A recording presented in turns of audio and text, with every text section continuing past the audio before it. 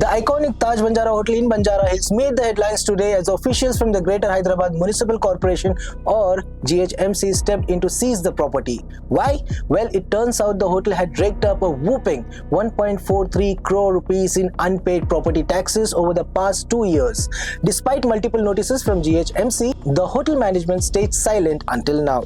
Early this morning, GHMC officials locked the main gates, sending a clear message: no one's above the rules. But here's the good news. Reports are trickling in that the hotel's management has finally responded, promising to clear the dues by the end of the day.